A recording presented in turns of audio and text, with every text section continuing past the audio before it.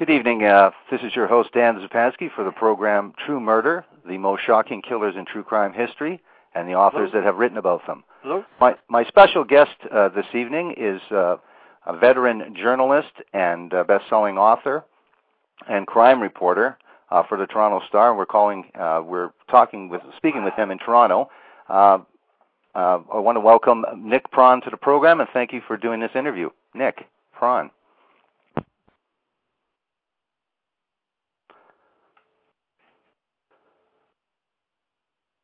Well, we seem to have some technical problem here. I'm sure that Nick will get back on air here. I had heard him talking in the background. We're going to be talking with Nick Pron, who's the author of Lethal Marriage, the Uncensored Truth Behind the Crimes of Karla Homolka and Paul Bernardo. It's a particularly interesting case if you haven't heard about it. Even if you have heard about it, this is one of the few journalists that was privy to all the information that was displayed in court, that was detailed in court, all the graphic details. One of the features of this was that Canadian law, sensing that these people would not have a fair trial and that there would be certainly some sort of media circus, chose to have a publication ban, or what they called a publication deferral of information that could certainly be published later, but not at that particular time. So American journalists were not afforded the privilege of being in the courtroom to witness what some people have called the trial of the century, but certainly one of the most shocking, interesting, fascinating, and incredible true crime stories ever told. And we're going to be speaking with Nick Pron. I was just speaking to him just before here, so let's see what we have here. Hello, Nick. Hi, Dan. Hi, Dan. Oh, sorry about that. Okay, great. Okay. Yeah, I just introduced your book, and maybe you can tell us, how long have you been with the Toronto Star? And about 32 years. Oh, 32 years. Yeah, and murder trial. Well, I actually followed the first murder and followed the case for about 3 years before it went to trial. What year are we talking? What year did the trial start itself? Well, Bernardo himself was convicted in September of 1995, and Karla, it was 2 years before that, I guess, in 1993, when right. She had her secret trial. And I was just listening to you because it was interesting. The Americans were shut out because it was felt that they weren't governed by the same law, so they would break the pub ban. And all the information would get out about what she had done, and it was felt it would harm the fair trial rights of him, and he might get off, or he wouldn't have a fair trial. And one of the American reporters, I remember him standing outside the door, and he was just sort of looking through the glass doors of the courtroom, and he couldn't get in. And shortly after that, a reporter from the Washington Post, she had an office in the same building, and she came and she started asking me for all the details, and I told her I couldn't give it to him. I couldn't give her anything because I was under a pub ban. And one of the cops had called me up. He said, if anybody leaks this stuff, you're the first one we're going to nail, Pron, because we figure you're the one that's going to do it. And I just, I couldn't talk to her. And I told her that. I felt bad because, I'm a reporter, but I had to honor the ban. And she eventually got the information from somebody, I think, and it eventually got out before his trial. Right. Well, let's go back for our audience here, way back to, for those the people that don't know this story, but still, we still want to lay out basically your incredible book. And really what goes on is that we really need to know, we got to introduce the notorious killer couple who are the starring subjects in your book, Lethal Marriage. Who was Karla Homolka? She was born into a typical middle-class family in St. Catharines, which is near the border with the States. Her father was and still is probably a small businessman, made and sold lamps. Her mother worked in a hospital. And, in talking to all the neighbors, they were a very well-liked family. They had a swimming pool in the backyard. You'd think it was a very normal upbringing. All the neighbors really liked the family. It was the Homolka place. The Homolka household was the place to go for kids, for swimming and all that. They were a very open household. If you had any deep, dark secrets in the family, you wouldn't think you'd have that kind of openness. And the neighbors really thought there was nothing wrong with her, they really thought she was victimized by him, totally victimized, thought she was an abused wife and all that. And, of course, the truth was quite a bit different. And I mean, there were several incidents of neighbors actually attacking reporters at first, when she had her secret trial, because they couldn't believe that she had done all these things. She liked witchcraft. She was into witchcraft. She was fascinated. Talking to some of her friends, she was fascinated by death. I know a pet had died, and she insisted on dragging her friend along to dig up this pet. I think it was a dog that had died, or it was a cat. And she worked in a very reputable veterinarian place, and at times they have to put down animals or they have to put them to sleep, and that's where she sort of realized how you can drug people using halothane. And she wanted to get out of St. Catharines in the worst way. She was the kind of person who wanted something better, something more in her life than living in St. Catharines is a wonderful community, but she wanted, to move on, maybe move out to the States or something. And when Bernardo came along, here's this big shot guy from Toronto, drives I think it was a Datsun 300 SX, like a very sporty car. And, he was National Lifeguard, which is a very well advanced lifeguard, and right. He seemed like a very glitzy kind of guy. He was an accountant, or so she thought. That was just sort of his lies. He wasn't really an accountant. He was never accredited as an accountant. And he was, good looking, well built, and she bragged to her friends that, this was the guy for me. And she was only, I think, 17, and he was 23. So there was quite an age gap there. And then if you are sympathetic towards her, you think, well, then she kind of got drawn in, and once she was drawn in, she was hooked. And those things happen. You get drawn into somebody into a situation, and you get you're sunk. But she had plenty of opportunities to leave him when she realized what a monster he was, and she never did. And I think that's what irritated a lot of us. Not irritated, but when we were sat through her secret trial and we had to listen to all the things that she was involved in, we were just infuriated, I guess is the word. And we had to sit on that for about 2 years until his trial came up. Let's go back a little bit, because at the same time that this is happening, that their relationship is unfolding, and she is talking to a lot of her friends, you describe in great detail, because some of the documents that you're privy to is that she has all these glowing terms for her fairy tale marriage. This is the man of her life. She's planning an elaborate wedding and has nothing, extolling all the virtues of this man. But at the same time, there's something going on in Scarborough. And for our audience, say in the U.S., maybe you can tell us a little bit, when somebody says Scarborough, we're still talking about Toronto. We're talking about an area of Scarborough, an area of Toronto. Maybe you can tell us what was going on at the same time that their fairy tale relationship was just beginning. Well, he lived in an area of Toronto called Guildwood Village, and it was something like, I'm dating myself here, it was like where Leave It to Beaver would live. It's a middle class to upper class community. Probably one of the safest places to live. There's, all the years I covered crime, I never actually ventured into that area until he came along, because there was nothing ever happened on there of a criminal nature. Right. And on the surface of it, it seemed like he had a very, his father was an accountant, his mother was a stay-at-home mom. However, things are not what they seem. The father, later, as we found out, he pled guilty. He was convicted of sexual assault. And I'd love to get into the details, but we can't, because the victim's identity is protected by law, and it still is. And you can imagine what kind of impact that would have upon a child growing up to see your father, convicted of a crime like that. His mother, she had her own issues, and there was allegations that she was having an affair and that his dad wasn't his real dad, and all of that played upon him. Isn't that what she told him at a certain age? She came and said to him. Yeah, and that had a huge impact on him, obviously. And then he developed like a nervous tic, and on the surface, he was the Barbie and Ken. He was the Ken. Here was the guy who was a lifeguard. He was, good looking, good build. He went to university, although it took him 3 times to get his degree. And he seemed like the perfect kind of guy. Underneath the surface, he was just a monster. He was he suffered from narcissism. He was a sexual sadist. he literally enjoyed pain. I mean, he inflicted a lot of pain on the women he assaulted, and like he didn't really care. I mean,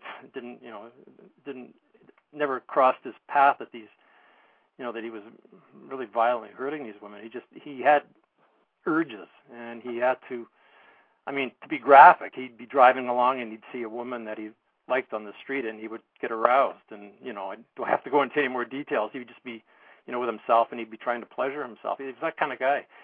But I mean, the police who investigated him when he was eventually suspected of being the rapist, he came across as an accountant, kind of a easygoing guy, good looking.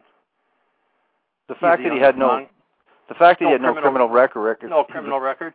Yep. Yeah. And if he had lived in a lower class housing area and he had a criminal record, the police probably would have been a lot more interested in him. But he just didn't fit the Hollywood mold for a serial killer. He was very outgoing, very good looking. He had a job. He had a girlfriend. He had lots of girlfriends, actually. Lots of girls liked him. Or he went around with a lot of. I think one time he bragged that he could have as many as 300 women or something. And he just didn't present the kind of character that you would think. And underneath the surface, well, he had his urges, and he just, when he had him, he was going to satisfy him no matter what, no matter who he hurt or no matter what he did.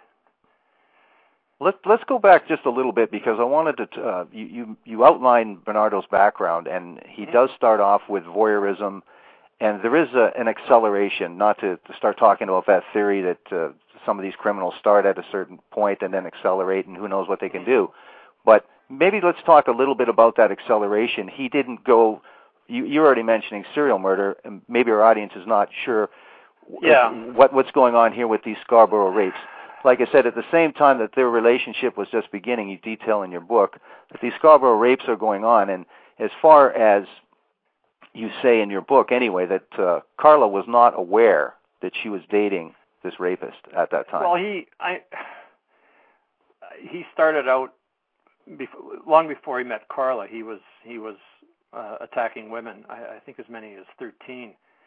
And he was literally following buses around in the East End of Toronto, and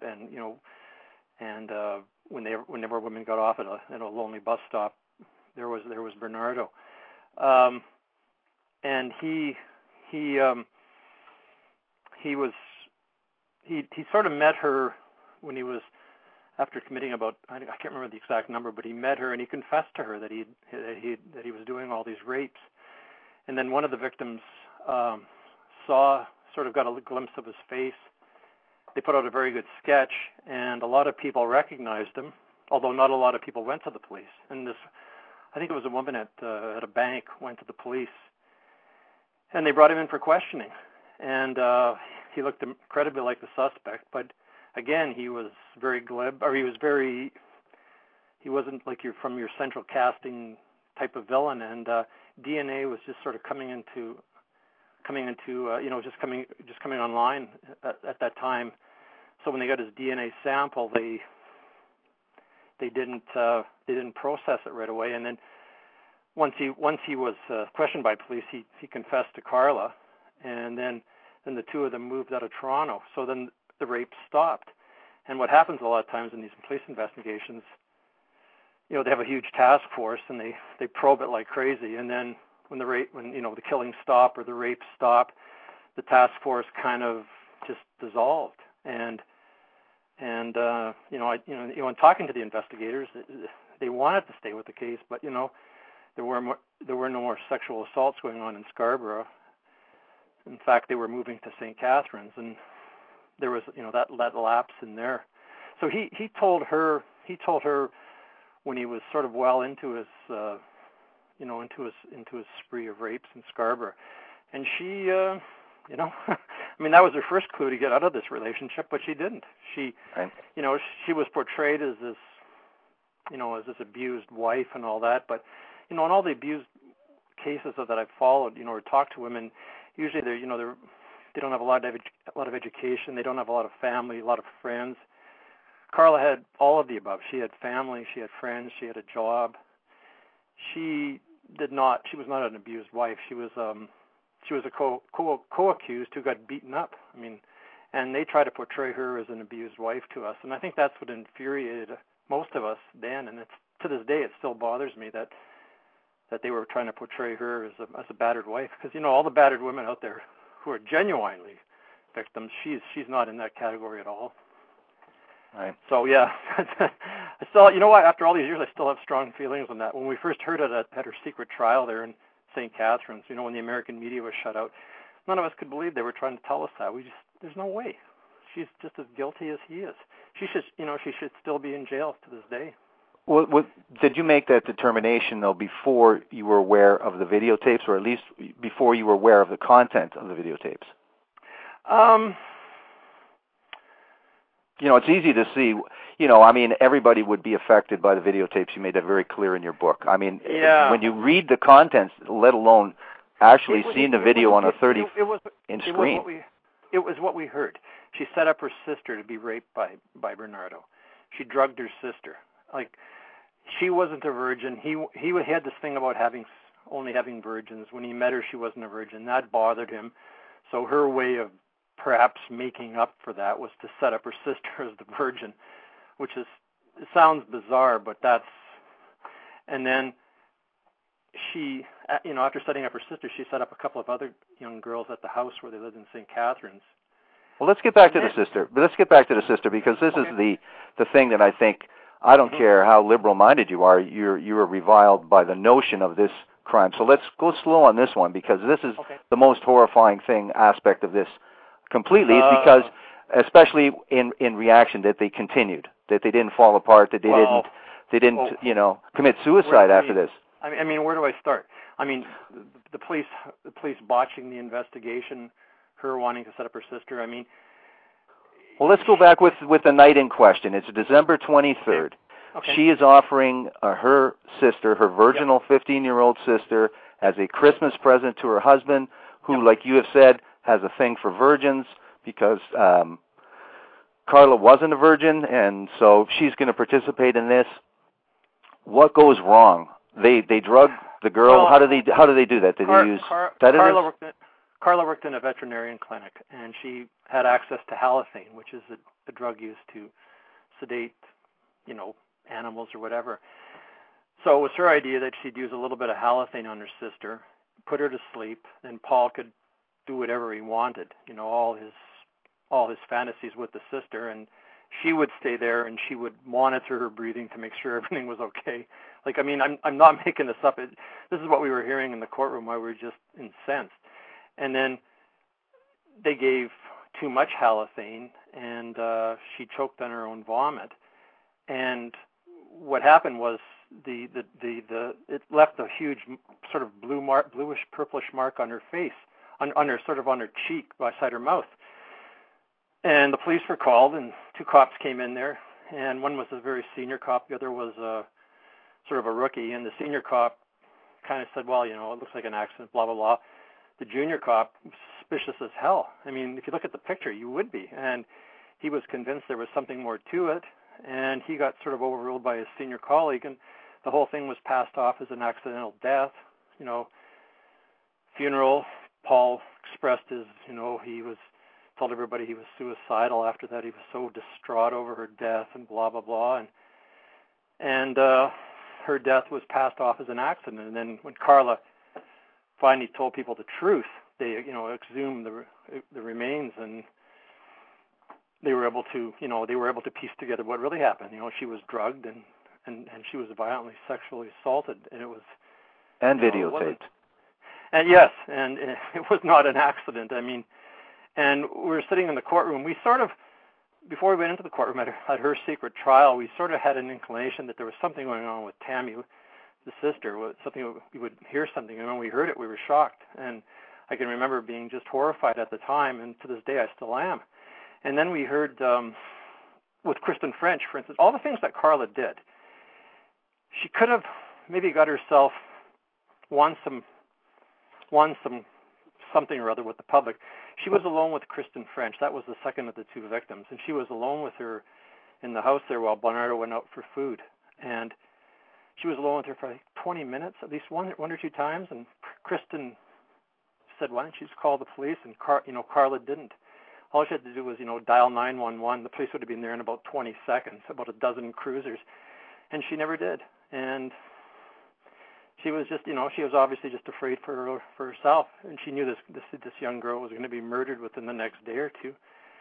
And if she was a true battered wife, somehow I think that she would have got the courage to call the police, but she never did, because she knew damn well what we all knew. She was a co-accused. She was a co-conspirator, and why would she want to turn herself in? And to me, that was when we heard those two things at her trial there, it was just like, I don't need to hear anything more about this woman. I think she should be in jail for the rest of her life. And the fact that she's not is a terrible injustice. Now, after her sister was accidentally killed, these people they were already engaged to be married. They already had their wedding plans well underway for the spring, I believe. So they didn't want to change their plans at all. And in fact, there was a letter that's revealed in your book, its contents, talking about what assholes she said her parents were, because they were still grieving, and then they wanted to cut back some of the money that they were contributing to the wedding. And it was a real lavish wedding, by the way, but they wanted to cut back some of the money because they just had to pay for a funeral. So it's part of the psychopathy when you can read a letter like that showing the absolute lack of remorse from both of them at that time. But not only a lack of remorse, that would be shocking enough. What did the couple go on to do? You talk about other murders, but after this accidental death, where they come very, very close, they should have been caught. Like you say, somebody should have noticed this wasn't an accidental death. And meanwhile, there's still the Scarborough rapist is on the loose. What does this couple do? What does Paul Bernardo want to do? He says he's distraught over the sister dying, but what does this killer couple do? He says what he'd like to do is he'd he's done all these rapes sort of at night and just grabbing women as they're out jogging or coming home from the bus. So what he told Karla, what he'd like to do is he said, I think his phrase was, wouldn't it be neat to actually bring a woman home? He can hold her captive, and then he can kind of do with her as he wants at his leisure. He doesn't have to worry about, people coming by, and he could sort of bring her into the house, and then he could do what he wants, like a Silence of the Lamb kind of thing. And again, her hearing that, it's obvious that you do that. You're going to have to kill the person. And don't forget, Karla's quite a bright person. She's very well read. She's not like a dummy. When she was testifying and she was talking about battered wife syndrome, she knew all the symptoms or all the signs. She had them all memorized. She'd read every textbook on battered wife syndrome. So her testimony came across as so phony. It just, like, to this day, you can tell it, when it's contrived. And right. So he wanted to bring somebody home. So he kidnapped Leslie Mahaffey one night, brought her home. Karla was sleeping, and Paul brings her in and says he's got this girl here. She's blindfolded and whatever. And Karla says, oh, okay. And she goes back to bed. And the next day she's ticked at Paul because he gave Leslie I think champagne out of her best glasses, and so she was really ticked at him for using her best chinaware. Could have broken them or something. So, right. You have a young, was Leslie 14? You have a young girl that's being, kidnapped and raped and murdered, and what is Karla worried about? Her chinaware, because it's her fine glasses. He might break them while he's giving her champagne. Right. It's like you sit there and you listen to this stuff and you think this woman should never be out of jail. And the Crown was saying at the time, well, we don't think she'll ever reoffend. Well, and we're all saying in the gallery, well, how the hell do you know that? Like, Jesus, I wouldn't want her as a neighbor. Well, let's go back just for our audience that it's catching this and a woman's involvement as a co-conspirator with this sadistic rapist murderer or killer, and his Karla, his wife, his accomplice. Now, we're getting ahead of the game if we're talking about this woman at trial and this woman being released and this person being depicted as a battered woman syndrome. So let's just get some of the stuff out of the way before we actually get to the trial, which is, half of this amazing story is the incredible trial. Half of the shocking aspects of this whole book and this whole story are the trial. So how did he eventually get caught? You talked about DNA, and we all know about DNA now. Mm-hmm. We have a sort of a perception that DNA could be tested very, very quickly, but at the time, DNA could be tested, but it wasn't tested very quickly. And in fact, you mentioned in your book, by the time Bernardo is connected, because first they have to whittle it down to 39 suspects, it took 2 years before that DNA sample said, let's go pick up Paul Bernardo. And they didn't go pick up Paul Bernardo. What did they do with Paul Bernardo once they knew he was a Scarborough rapist?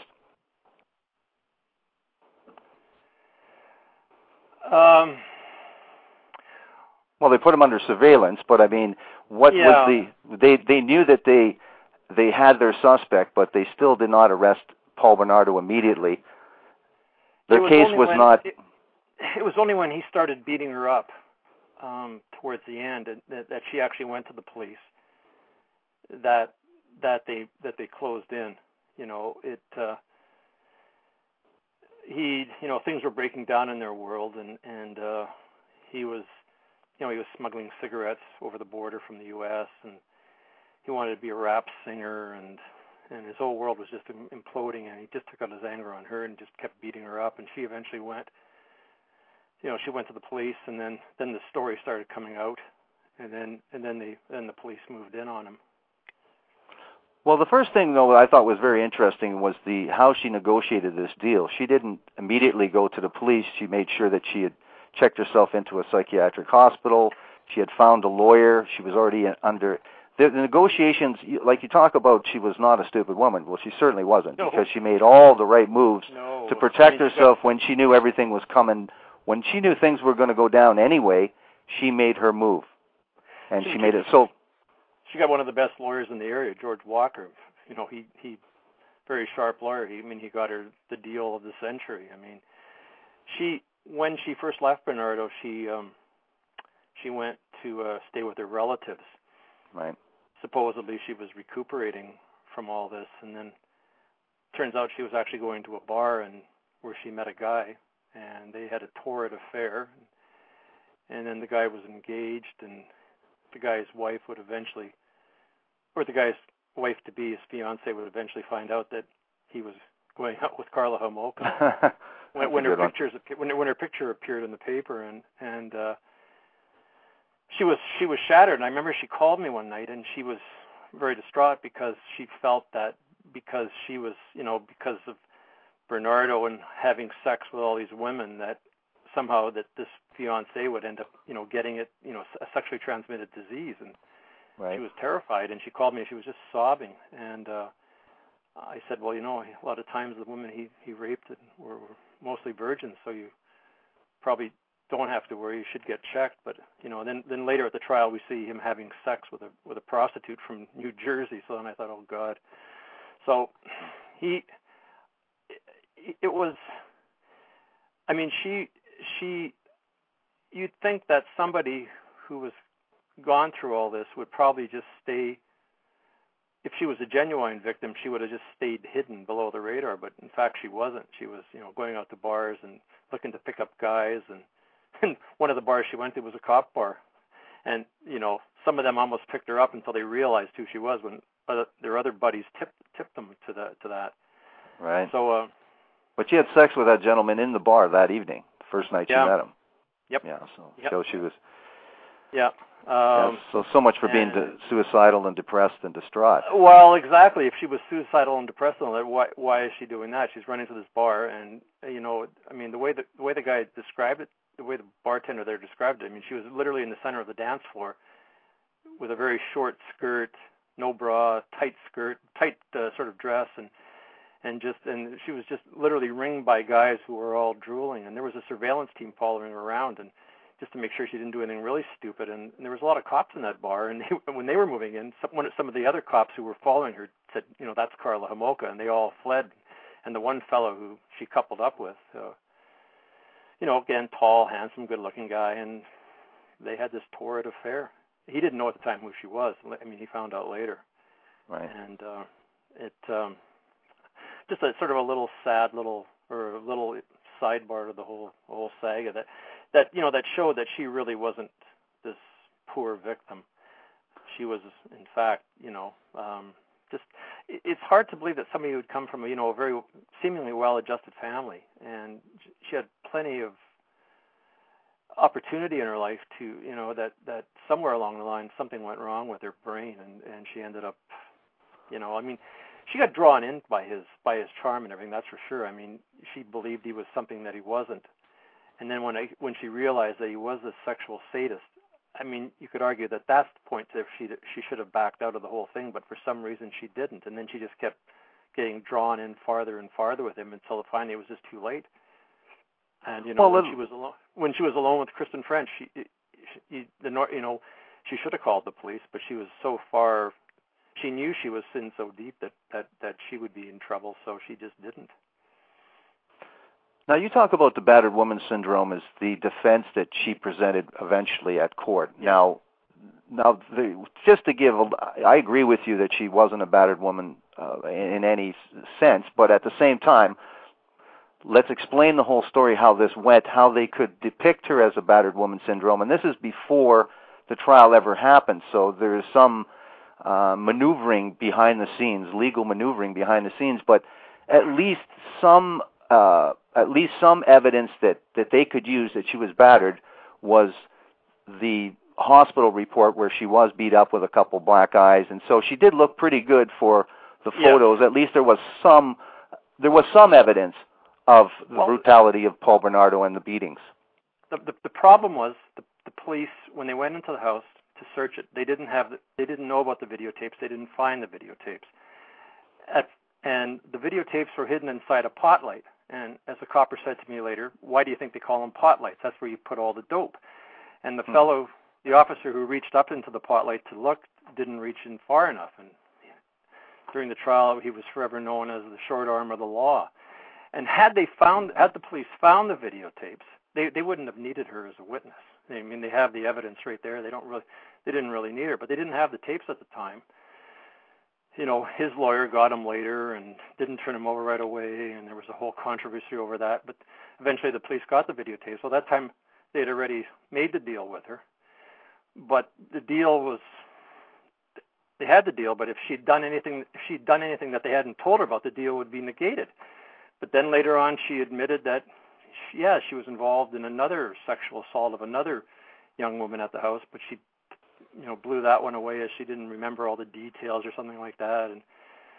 And so, the deal that never should have been made was kept, and it just sort of, kept through the whole trial, and the whole thing was passed off as her as the battered wife. And I don't think anybody believed that theory. I mean, now you talk about the videotapes, though.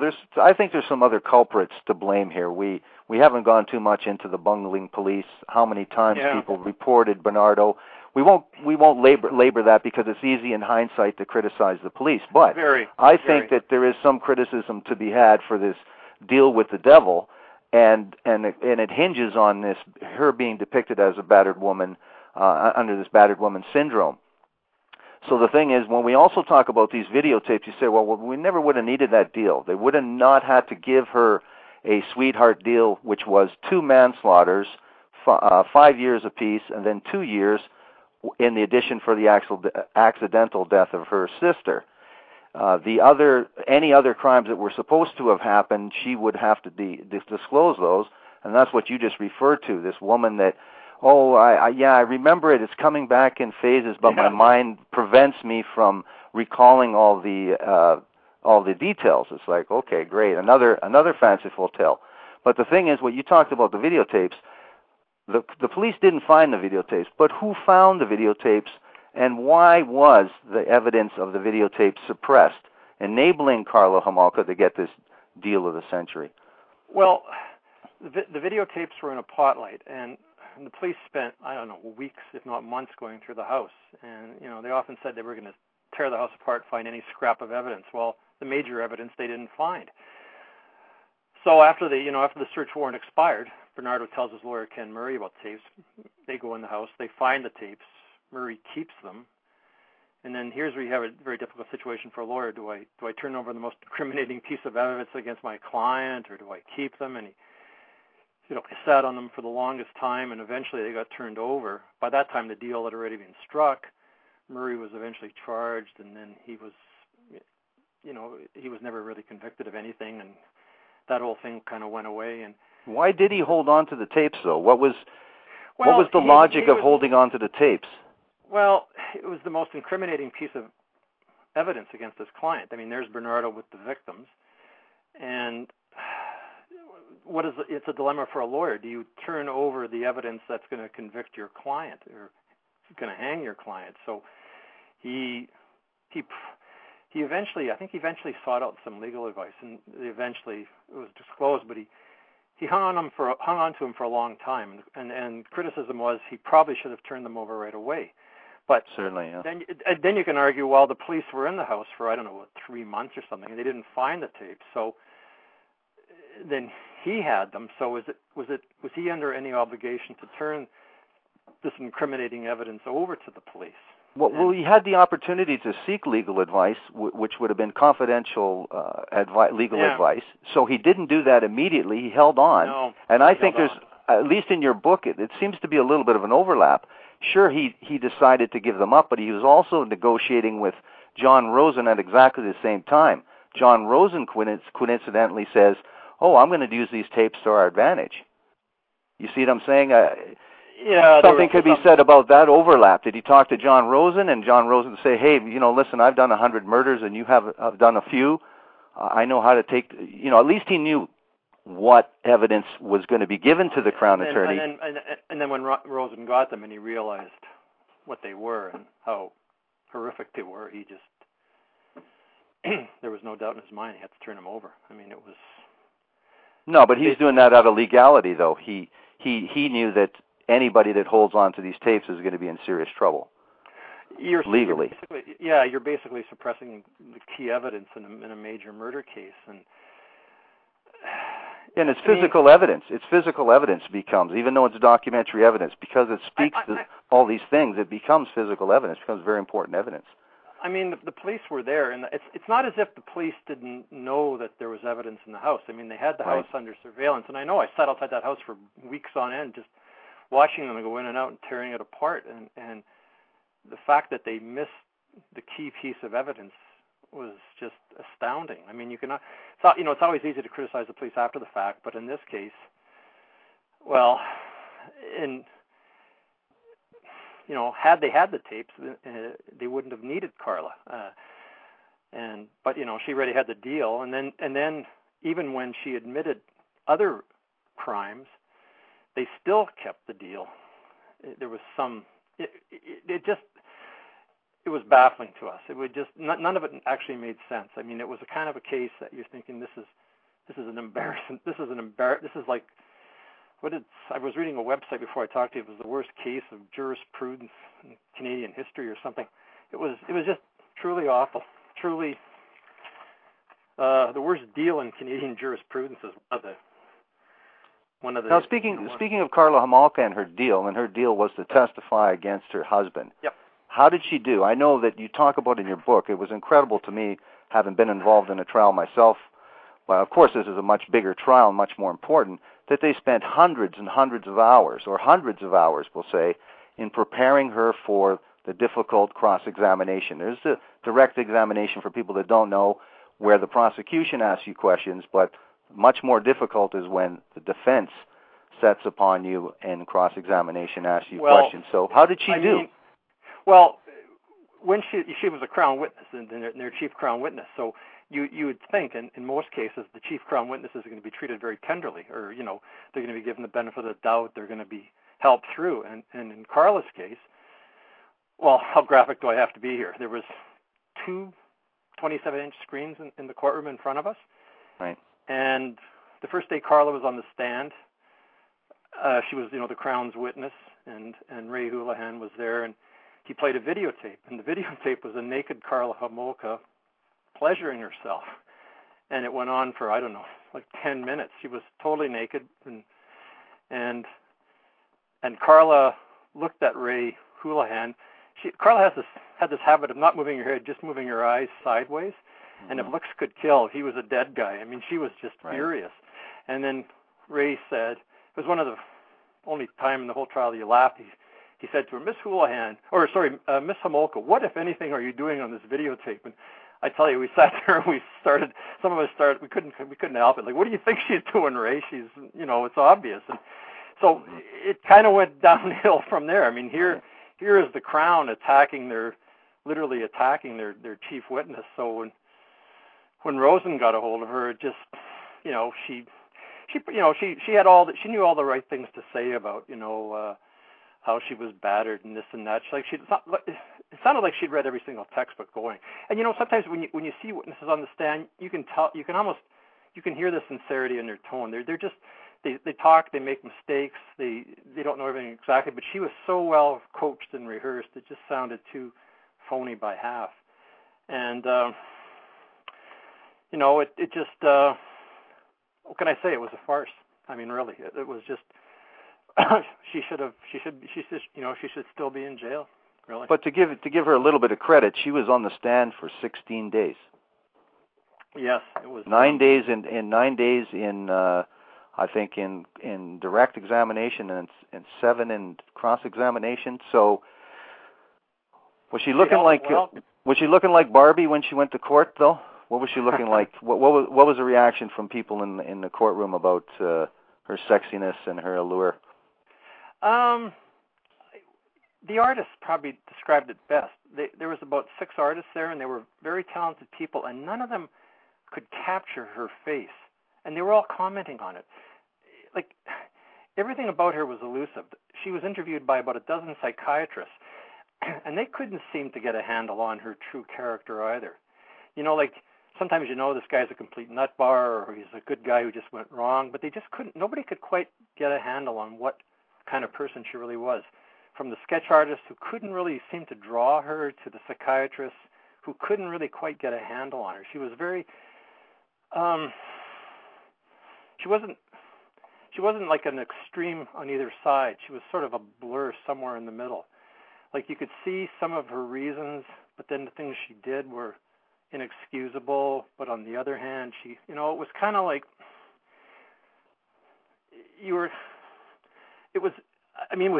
with him on the stand, it was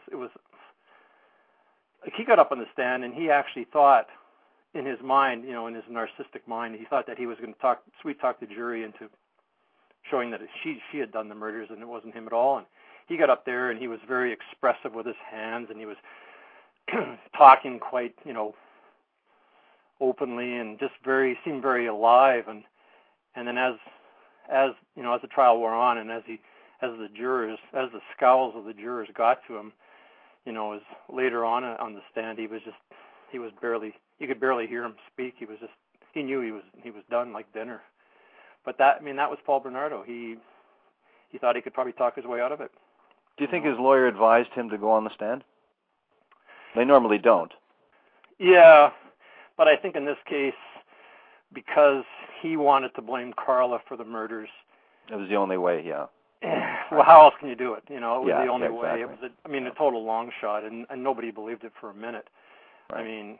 I mean, nobody believed it at all. And so I guess it was a question of what has he got to lose. And so, yeah, it was. And the thing is, it was a victory for the prosecution because he was given first-degree murder, which makes sure that he doesn't have a parole eligibility for 25 years. And he's also declared a dangerous offender, which means that he could be jailed indefinitely, and that his case can come up for review every, I don't know, whatever, it's 3 or 4 years. But when I went to the prison there, one of the people I talked to said, he'll live, grow old, and die where he is now. And where he is now is in I saw his area, I saw his cell, and if it were me, I'd rather take a needle in the arm than live like that. He's got his just rewards.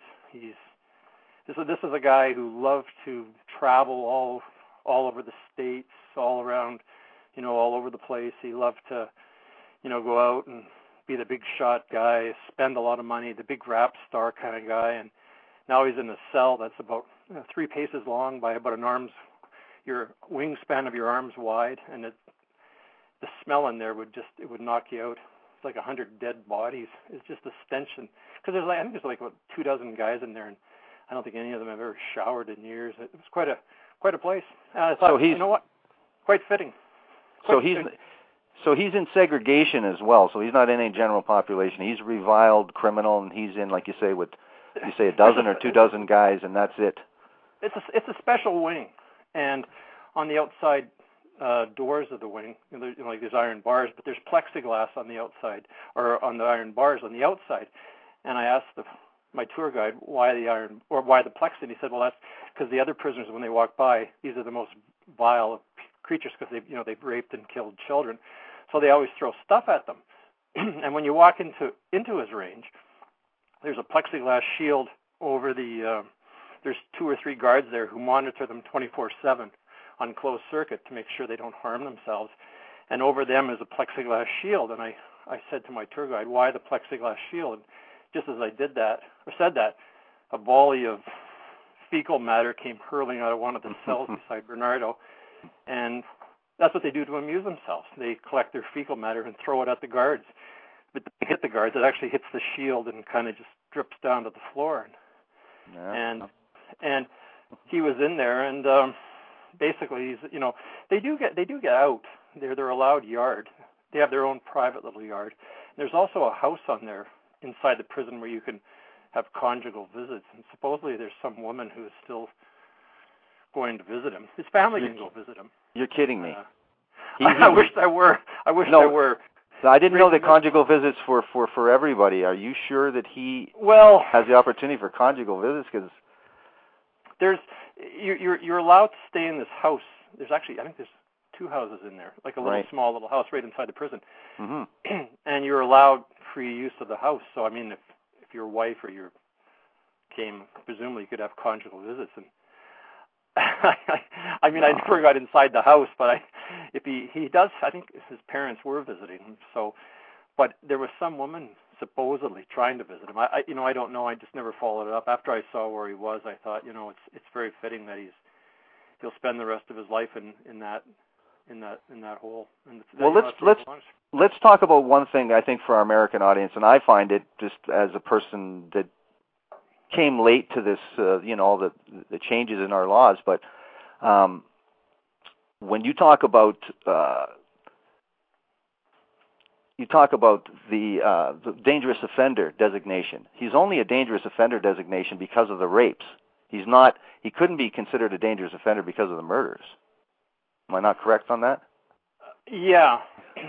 To me, that's ridiculous. That he would have a parole hearing, I think, to our audience in America and in other jurisdictions, seems absurd as well. What do you mean? And the reason for that is, you explain in your book as well, we have something where we don't have consecutive sentences. We give concurrent sentences. So really, no matter how many people you kill, if you're Robert Pickton, you still get a parole hearing after 25 years, unbelievably. Yeah, it is unbelievable. Dangerous offender, I interviewed a fellow one time at Penetanguishene, it's where they keep them, and he had killed 3 people. And he said, had he pled guilty to murder, first-degree murder, he would have got life 25, and he probably would have been out. But what he did was he pled not guilty by reason of insanity, and they declared him a dangerous offender, and basically that gives you the system the right to jail somebody indefinitely. Like, they have hearings every 3 years or something, and if they feel in interviewing the guy that he's still a risk, then they can block any parole. So even if he's done 25, say, he still is not going to get out. I mean, he has to clear the dangerous offender. The panel at the dangerous offender hearing have to be convinced he's not a danger. And how could you, somebody like Bernardo, how could you say he's not a danger? So he'll never get out. So I guess that's the Canadian way of keeping somebody locked up forever. Rather, I know in the States you get like 600 years. He would have got like 600 years for this and never get out. But here it's, life with parole after. He can actually apply after 15 years too. The faint hope clause, they call it. Yeah, incredible. Yeah, it's for somebody like that, you should never be out. And Now talk about rehabilitation. Now we have Karla now. Let's get back to Karla, because the story doesn't end here yet. You figure, he's locked up. Well, what about his partner? She gets 12 years, but really in Canadian law, she would be automatically out without parole in 8 years. And what I thought was really fascinating about your book, you talk about that she said at trial that the deal was that if she had the 12-year sentence, they wouldn't. Now, you can correct me on this one, because I want to know a little bit more about this, that they wouldn't oppose, the authorities wouldn't oppose her being released after 4 years. Now, do you remember anything about that? I know it's a long time ago. But that's what you said in your book, that she had said that the authorities, now I don't know if the authorities mean the police, because the parole board obviously is a separate entity. Yes. But at least... Well, what happens is you have a hearing. And if the police come forward or the prosecutors come forward and they say, well, we have a strong case why she should be kept up, she should not get parole, that would obviously carry a lot of weight and at the hearing. And if it's say if it's only not only, but say if it's the family of the victims come forward, well, they may not have as much weight. They may not carry as much weight at the hearing as the prosecutors or the police would have. So by saying that, what they were saying was that would, when her parole hearing comes up, we're not going to get involved. We're going to step back. We're going to, you've done your time, your 4 years, and we're not going to do anything.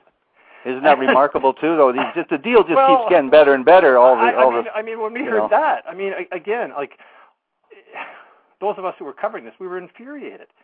Like we were infuriated when we heard what came up in court from the prosecutor's side, that we don't think she's a danger to offend again. Like how the hell would you know that? I remember I either blurted it out in courtroom or one of the other reporters did, and I think they had to shut down the trial or something because we were just furious. Like how the hell would you know that? I mean, how could you say that about this person who set up her sister to be raped or sexually assaulted and died, and there when two young girls were brutalized and murdered? It's not an appropriate thing to say. I think it's incredible when I hear that. They're unlikely to reoffend. Now let's get back to this unlikely. Let's get back to unlikely to reoffend. Now she is supposed to get out in 8 years, but the public hears through the media. Again, the media breaks some stories about her partying in jail, and so she can't. The only reason she can't get out after 8 years is because there's a public outcry that what's she doing in there and what the hell.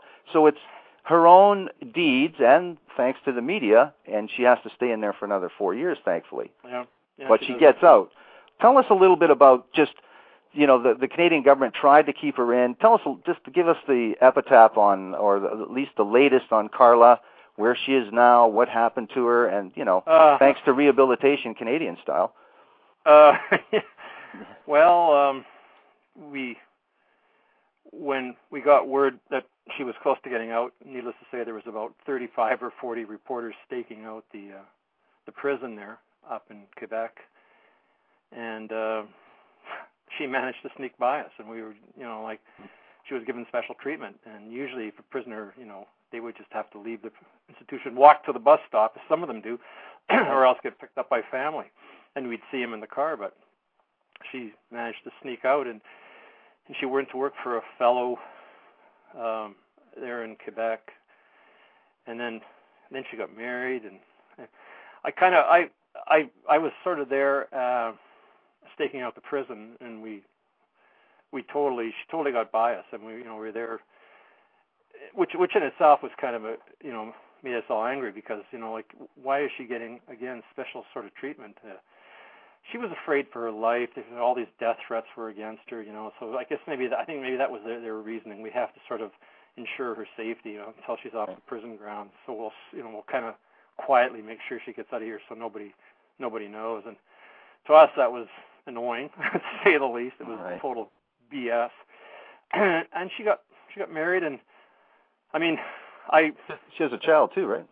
Yeah, and I know I'm in contact with some people who have websites on Where is Karla, and I was talking to some of them not recently, and last I heard she'd moved to the Caribbean or something like that. And I have to admit, I kind of lost track of her after she got out of jail. To tell you the truth, the woman she should be still in prison, and she never should have got out. And it's kind of like a story that you want to forget, and for for the longest time I tried to forget, but it's hard to walk away from it because there are so many things about it that were so unusual. That, do you blame the judicial system for its part in this? Do you think they're culpable in any way? That everything from the police to her lawyer to Murray, the Bernardo's lawyer, discovered the tapes and suppressed them. Was it a fiasco in many aspects, or was it just let's just focus on the two killers? Well, they wanted to make sure they had Bernardo. They wanted to make sure. I mean, what did they have? Did they have a lot of evidence from the house? I can't recall. Not a hell of a lot. And who did they have? They had Karla, and they didn't have the tapes. So they needed Karla. And once they got into that situation where they needed her, things just kind of, had they, it goes right back to when the sketch artist did the incredible likeness of him based on the eyewitness of one of the Scarborough rape victims, had they kept them, or they took his DNA and had the crime lab processed it, like in 2 weeks instead of was it 2 years? Right. Had they processed it, well, we wouldn't even be talking here because he would have been caught. And it just went from bad to worse. They missed the videotapes in the house. They made the deal with her. She broke the deal. It was pretty obvious they broke it. She broke it, but then they didn't break the deal. They were looking for a GM car. They were looking for a Camaro instead of a Nissan. Yeah, and that, I thought about that a lot too. And when Kristen French was abducted, Kristen was a very careful young woman. She never would have gone anywhere. In fact, she told a lot of her friends, because there was another woman had gone missing there and another one had died mysteriously. And she told her friends, don't ever talk to strangers. They were all, when I talked to them, they were all very clear that she was very careful. Yet when she was walking home, it was Karla acting as a klutz with a road map and pulling out this road map on the hood, and not Karla, who lived in St. Catharines her entire life, asking Kristen French for directions in St. Catharines. Of course, Kristen French the victim didn't know that Karla lived there her whole life.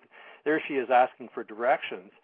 And that was the only reason they got Kristen French close to the car. And then when they got her in the car, who was holding her down while Bernardo was driving? Well, it was Karla. She was holding her down. And police, well, they had to go on eyewitnesses. The person there thought it was a Camaro. And it was actually, Datsun 300SX, and I don't think they look alike.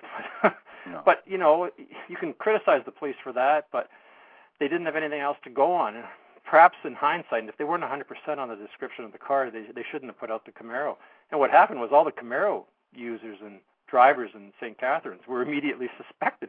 So what they did is they all banded together, and they had this massive drive downtown saying, we didn't kidnap her, we're innocent, we want to help the police in any way we can.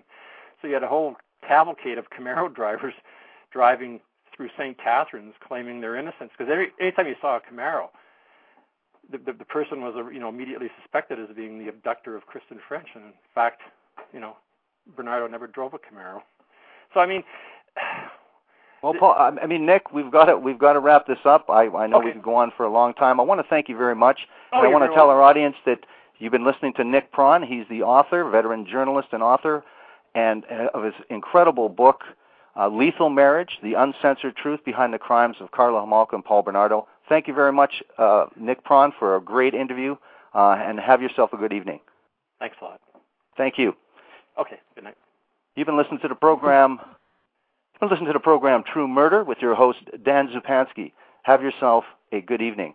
Good night.